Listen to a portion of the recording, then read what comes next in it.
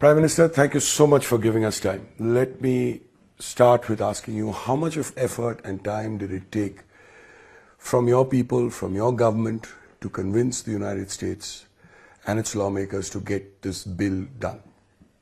Now, this Tibet Resolve Act is a significant law once President Biden signs it into an act in the next few days, because this act talks about China's disinformation on Tibetan history.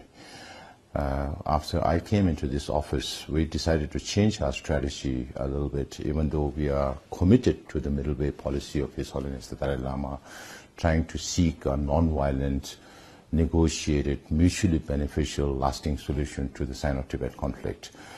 But if there is no recognition to the polarities, when we talk about middle way, there is a middle way only if there are polarities.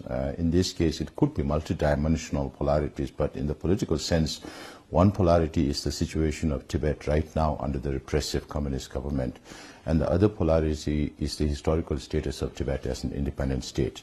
So we have not been just doing the talk, but we have been working very closely with the US Congress since June 2022, where we had the first hearing or testimony on the historical status of Tibet in the US Congress for the first time. On the ground, as the leader of the Tibetan people and the government of Tibet in exile, how much of a difference does this make? How much does your life change or your work change with this bill being passed and President Biden likely to, clear it as law?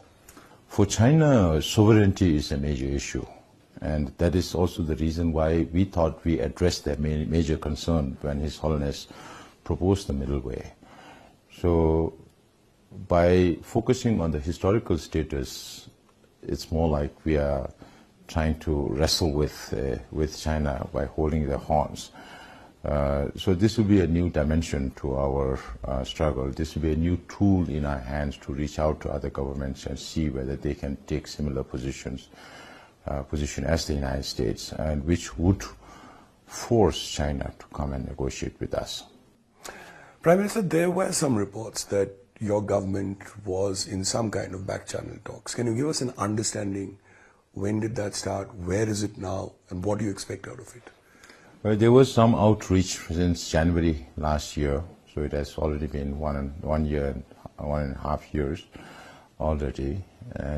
But there's nothing concrete to talk about. It's just interlocutor that I have appointed, and there are interlocutors from Beijing side, and we just relay messages to each other. If you look at what President Xi Jinping is doing to the whole of China, and more particularly the nationality regions like Tibet or East Turkestan or Mongolia, and more so in Hong Kong, it doesn't look very likely that we can have too much expectations out of these things. The first thing would be to re-establish contact. Even that has, in the last 1.5 years, we have not been able to do that.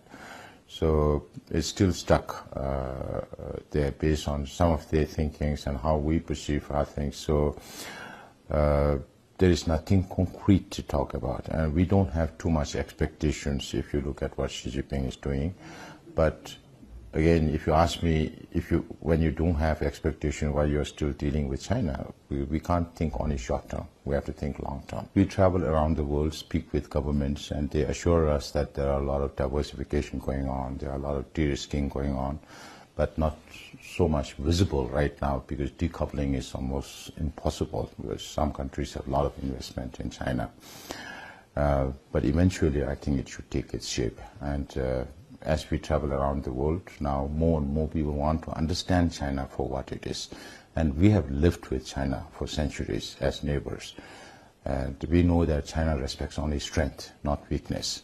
So we ask people or countries to stand up for their values of freedom and human dignity and democracy and all those things, which they so cherish in their own countries, which is taken for granted, that is not there in China.